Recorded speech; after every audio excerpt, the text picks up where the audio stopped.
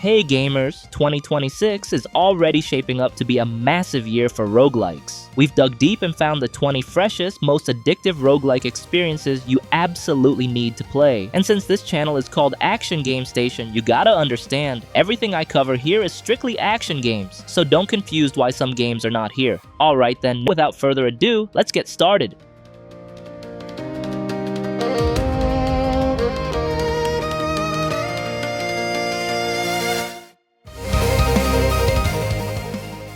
Zombiehood is basically trying to ride the same wave as Risk of Rain 1. Yup. You play as some guy chasing after his missing wife. The game doesn't spell it out right away, but it's pretty obvious she got marked, dragged off to some lab, and now you're stuck crawling through dangerous semi-open world levels trying to get her back. The combat is decent, there's a solid variety of weapons, and you can go full John Wick on these zombies if you want. But the game doesn't just let you mindlessly wipe everything. Ammo actually matters. You have to think a bit, decide when to fight and when to move on, especially if you're playing on higher difficulty. Level design is also doing its job. You've got defense zones where things get messy real quick, safe zones where you can breathe for a second, and your standard exploration areas. It mixes things up enough so it doesn't feel repetitive right away.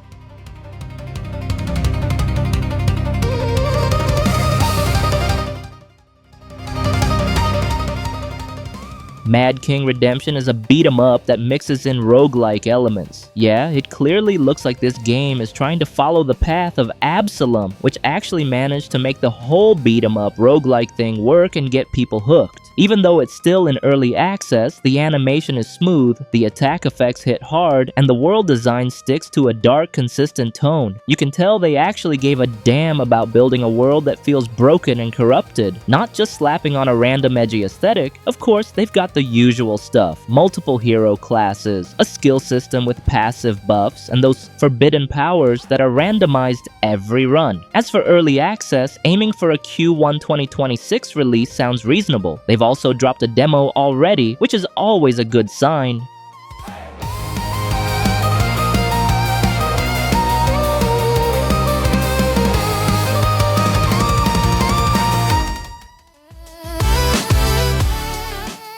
Don't Lose Aggro is basically a roguelite action dungeon crawler with strong MMORPG-inspired combat design. If you strip it down, it's like taking the tank role from a game like World of Warcraft and turning it into a fast, solo roguelite experience where everything is built around surviving chaos instead of just dealing damage. You will babysitting your team while waves of goblins, undead, and annoying bosses try to wreck everything. The gameplay is quick and kinda chaotic. Simple idea, hold aggro, don't let enemies touch your squad. And yup, the loop is classic roguelite. Kill stuff, level up, pick upgrades, but there's enough variety to keep runs from feeling like the same boring grind. Outside of runs, there's a progression system that actually gives you a reason to come back. You've got a base camp, weapon unlocks, a skill tree, and new companions. Healer, ranger, summoner, each one changes how you play, which helps keep things from getting stale even in early access.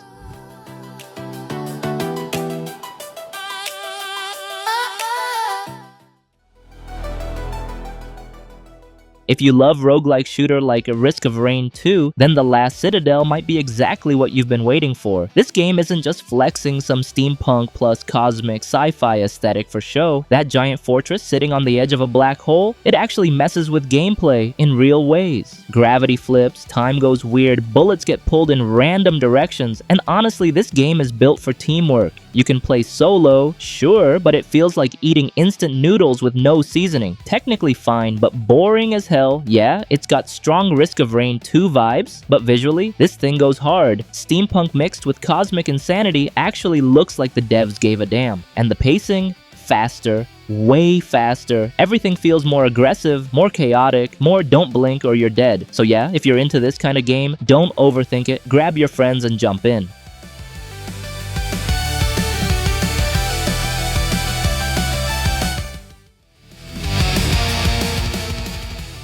Cursed Blood is a hack-and-slash game with classic roguelike DNA, random maps, random upgrades, and every run can feel completely different. What really hooks you is the flow. Once you land a solid build, the game turns into this chaotic, satisfying mess where everything just clicks. There are 4 characters with different armor variations, so there's at least some variety in how you play. The world also feels alive. You can jump around, smash objects, hunt for loot, and explore maps that are pretty wide and even vertical. Ranged combat though, kinda annoying. No twin stick setup, so aiming feels stiff. It should have been a solid alternative playstyle, but instead it feels half-baked. That said, it's not all bad. The controls are smooth and responsive, and co-op, both online and local, is actually a blast. Playing with a friend turns the chaos into fun instead of just pure stress.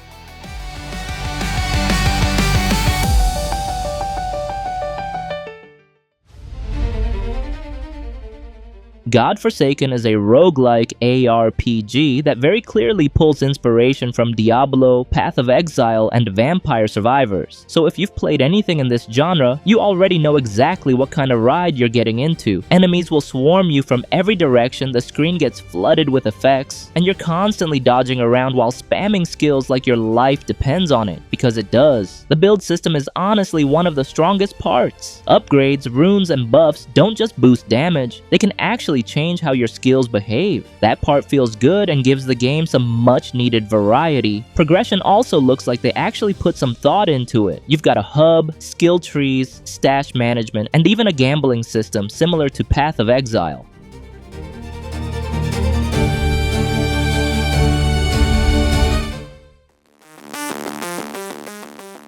HUNTDOWN Overtime is a run-and-gun roguelite that acts as a prequel to HUNTDOWN. This time, you're getting the early story of John Sawyer, a bounty hunter slowly turning into a full-blown cybernetic killing machine. If you played the first game, yeah, you've probably been waiting for a sequel. Well, here it comes. The visuals got a nice upgrade with more modern pixel art, and honestly, it looks clean as hell. Way more polished than you'd expect at a glance. And since it's now a roguelike run-and-gun, you already know the deal. Procedurally generated levels, non-stop action, and a ton of replay value. No surprises, just chaos done right. And yup, sounds like it's going to be a lot of fun.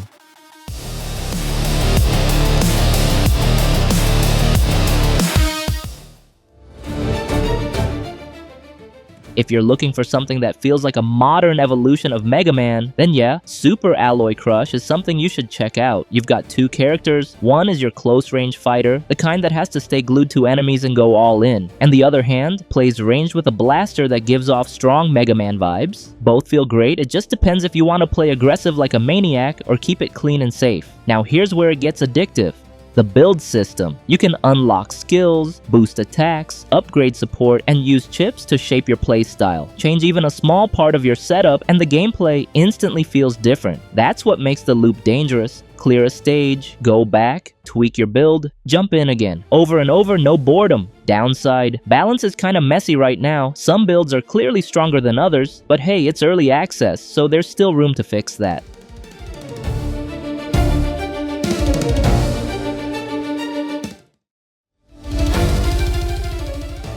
Rustil. Eternal Labyrinth Castle has finally ditched early access and hit version 1.0, and honestly, this ain't just some lazy update. The biggest change? Story mode. Before, this was just another roguelike you'd grind for the sake of it. Now there's actual direction. You play as Rustil, diving into this weird castle filled with the souls of dead heroes, stealing their powers as you go. Version 1.0 also adds a new area, Ruin City. Think futuristic vibes, broken robots, a mix of science and magic. Then there's the new hero, Zeralinfa. She's not your typical smash everything type. She's more of a brainy, utility-focused character, crafting, modifying items, messing with traps, even turning that little fairy into a weapon. This kind of gameplay can make your runs feel way more tactical, instead of just button mashing like a toddler who just picked up a controller.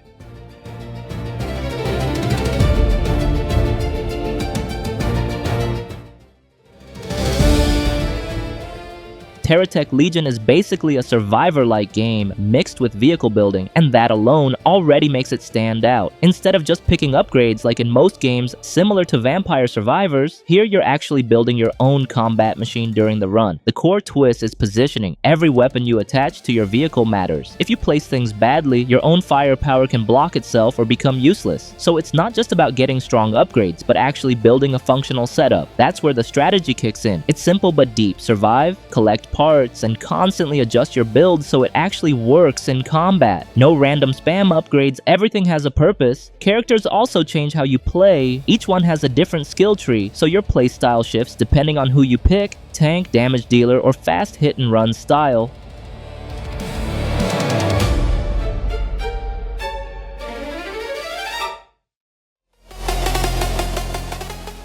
Dark Light. Survivor is one of those roguelikes with a really cool idea, but its execution feels pretty rough around the edges. It's alright though, since it's still in early access. On paper, it looks like your average top-down shooter. Enemies come at you from all sides, you dodge, shoot, and try to survive, but here's the twist. You can switch to a third-person view. When you're in top-down mode, you can actually read the situation and figure out safe positioning. Then, when you go to third-person, it instantly ramps up the intensity and chaos.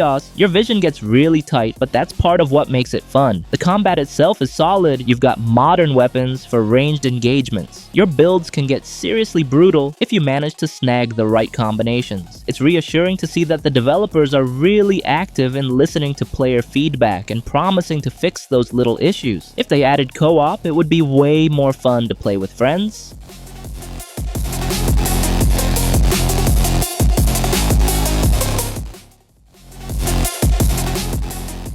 Remember when Temtem first came out? It felt like a breath of fresh air for Pokemon fans. Then the full version dropped, and it just kind of fizzled. Enter Temtem Swarm, a spin-off that takes cues from Vampire Survivors. I was curious to see if it had anything worthwhile going on. The gameplay is standard bullet heaven stuff, but what sets it apart is the evolution and skill tree system for each Temtem. It's not just cosmetic changes, each monster plays differently. From there, the direction's clear. Survive 20 minutes, level up, grab skills, get increasingly chaotic, then face a giant boss that decides whether you live or die. Of course, you can build characters tailored to your playstyle. The co-op either makes things chill or descends into glorious chaos. Depending on your friends, sometimes it's teamwork, other times it's blaming each other for dying first. Pretty standard roguelike stuff, really?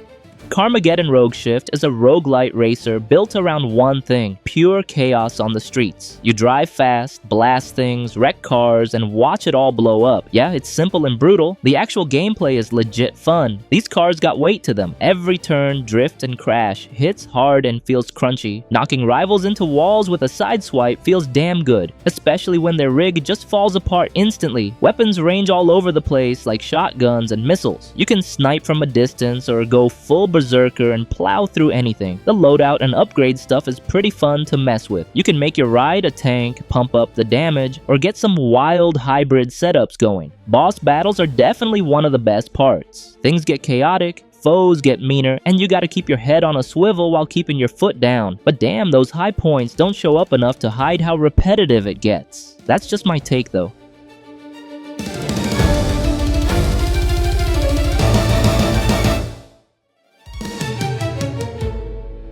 Nevergrave sets out to mash up a Metroidvania with roguelite elements. You play as a witch who can control enemies using a cursed hat. The core concept is pretty damn cool, and honestly, the gameplay is quite enjoyable too. What's really great about this game is the possession mechanic. You're not just attacking normally, you can become any monster you defeat. It moves fast, platforming is fun, and you gotta think about using enemy powers to clear obstacles or take down enemies. This system is truly the backbone of the gameplay, constantly making you think and experiment. Yeah, this game feels a lot like Dead Cells, but here there's a village building system that's surprisingly entertaining. Building new facilities, planting crops, brewing potions, it's a welcome break from the non-stop action in the dungeons. The coolest thing about Nevergrave is the co-op feature. Playing with 4 people is seriously awesome. Coordinating attacks, helping each other out when you get hit, it all makes for a more lively experience.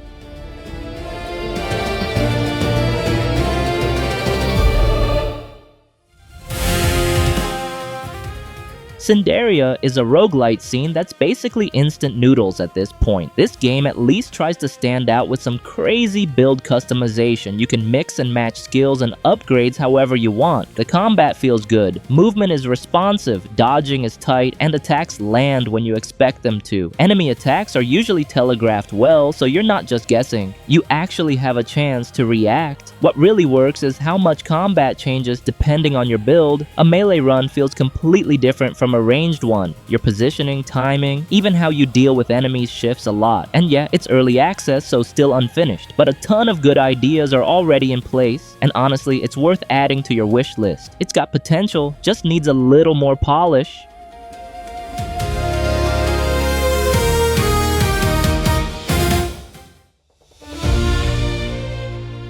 Reincarnation Insurance Program is a bullet heaven roguelite, but it's wrapped in that Diablo-style ARPG flavor. This isn't about barely surviving by the skin of your teeth every second. The goal here is obvious: get so overpowered that the game itself can't keep up with you. The gameplay is your usual top-down chaos. Enemies swarm you from every direction, your character auto-attacks, and you're focused on movement, dodging, and positioning. What sets it apart is that all your builds are dictated by gear, not just random upgrades during a run. Weapons, armor, tactical gear, they all play a huge role. It makes the game feel way more intentional compared to other bullet heaven games that just throw random upgrades at you and call it a day. Then you've got elemental effects like burn, freeze, and shock, which push you to think about enemy weaknesses and stack some nasty synergies. And honestly, even though it's still in early access, the game already feels polished as hell. Hopefully it drops the full release soon, because this thing is already in a really damn good spot.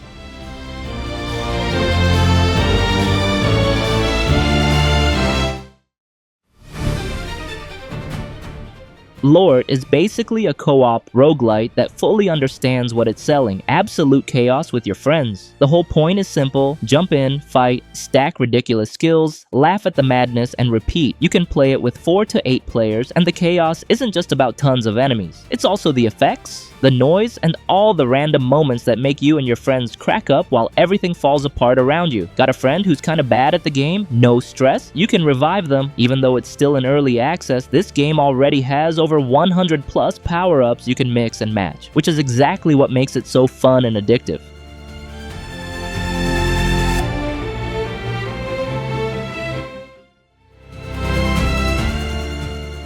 Morbid Metal is a fast-paced, flashy hack and slash with roguelike elements. Yeah, the gameplay really feels like a lighter version of Devil May Cry, mixed with modern roguelites. You've got your basic attacks, skills, ultimates, plus a shapeshift system that lets you change fighting styles mid-combo. On the roguelike side, the upgrades are pretty fun too. Some are temporary for each run, while others are permanent, unlocking new skills, a better dodge, or other buffs that make you stronger over time. The downside, it's early access, so the repetition in environments and the lack of wild content variety is obvious. But surprisingly, the combat is strong enough to cover it up, so even though it's repetitive, you still find yourself wanting to come back for more.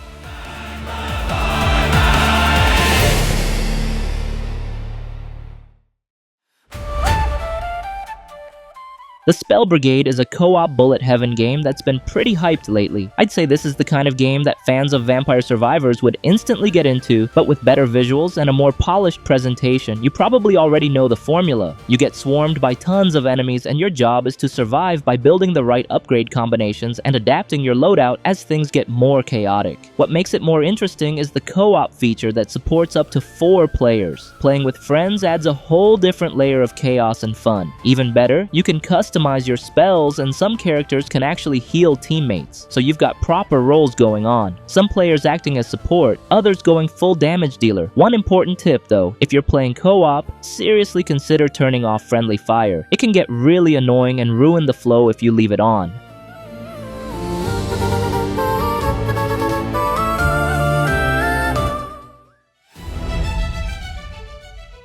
Rotwood is a roguelike beat-em-up from Clay Entertainment, and they've got a signature style, great art, polished animations, but gameplay remains the main focus. You play as this goblin hunter, and you're tasked to clear out the world of rot, this purple goo that makes all creatures aggressive and messed up. The combat system is really solid too. There are 5 weapon types: hammer, bow, spear, striker, even a cannon. Each one feels totally different, and there's tons more variety to collect and upgrade. Same with armor. Hats, shirts, pants, all of it can be upgraded using materials you find while hunting for loot. The multiplayer is the biggest selling point. Playing with others turns this game into chaotic fun. Rooms can clear in seconds, bosses can fall before you even understand their attack patterns. But yeah, there are downsides too. Matchmaking isn't great, sometimes you get matched with people way above or below your level, so the balance is a bit off, but if you're just looking for some laughs, it doesn't bother you much.